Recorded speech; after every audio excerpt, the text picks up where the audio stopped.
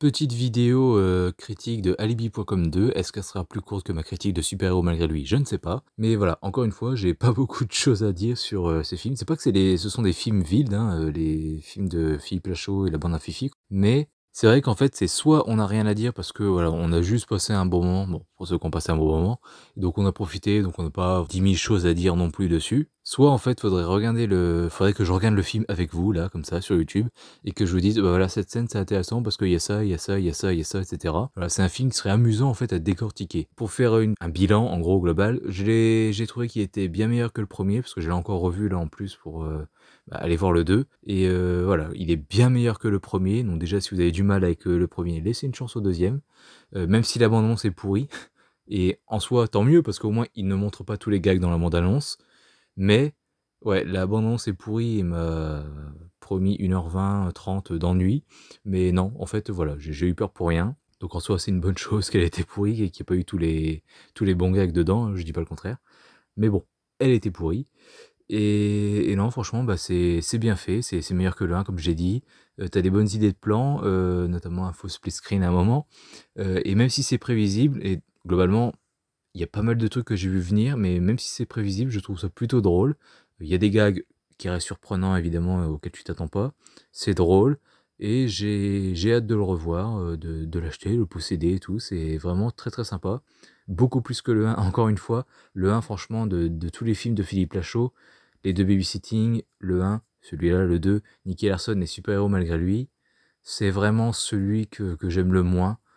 Je vous dis, il y a des scènes vraiment très très mal jouées, plus vers le début. Il y a des trucs, franchement, notamment la narcolepsie du Tarek Boudali, qui a été très mal traité selon moi. Enfin, ils auraient pu faire beaucoup mieux, notamment les idées que j'ai eues, je suis désolé, c'était bien meilleur pour nous présenter à ça et tout. Parce que là, comme par hasard, dès qu'on en entend parler dans le 1, dès qu'il nous en parle, ben, c'est la scène où il souffre de narcolepsie.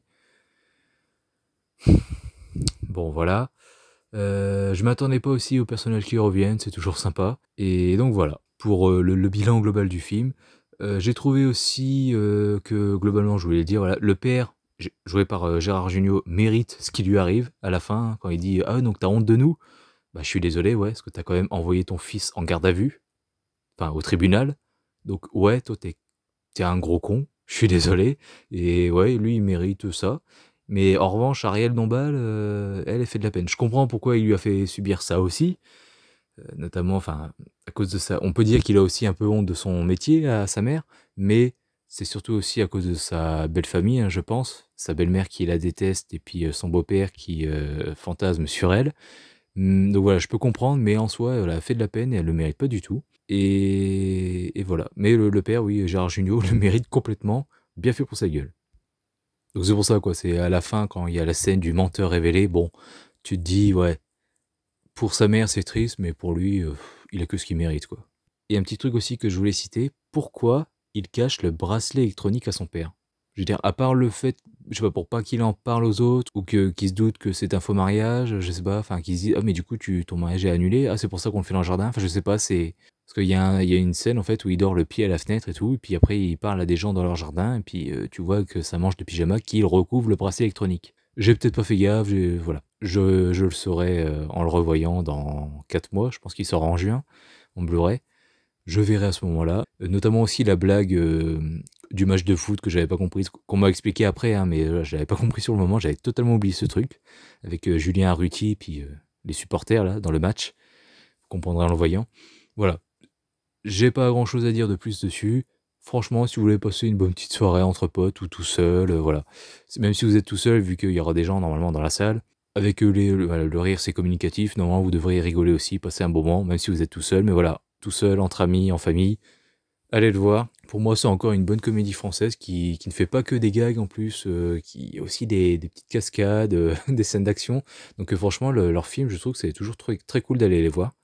Et moi, je souhaite qu'ils continuent encore longtemps. Donc, et ça fait et vraiment, je les aime vraiment beaucoup parce que déjà, je les rachète, je les revois, enfin, je rigole bien.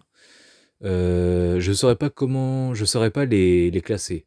Ça, c'est très dur, à part alibi.com 1 qui est tout à la fin, vraiment tout en bas du classement, je saurais pas les classer sinon. Et même si ce ne sont que des comédies françaises, eh bien, les films de Philippe Lachaud, c'est ceux que j'attends le plus parce qu'en fait, dès que j'en vois un, je me dis: «Bon, bah, vivement, l'an prochain de voir ce que ce sera et tout». Là, je me dis: «Est-ce que ce sera une suite ou, une histoire originale?» Je ne sais pas. Mais voilà, à chaque fois que j'en vois un, en début d'année généralement, et ben, j'ai très hâte en fait d'être à l'année suivante et de voir, ce qu'ils vont faire par la suite. Et voilà, j'ai très hâte de voir ça. Donc même si ce ne sont que des comédies françaises, eh bien il rejoint cette liste de réalisateurs que voilà, j'aime suivre et dont j'attends le film à chaque fois avec, grande impatience. Donc voilà, moi je vous conseille Alibi.com 2, c'était vraiment super, génial, rigolo et j'ai passé un bon moment. N'hésitez pas à me donner votre avis dans les commentaires, surtout si vous n'êtes pas d'accord, et moi je vous dis à très bientôt sur Citizen Cannes pour une prochaine critique. Salut à tous.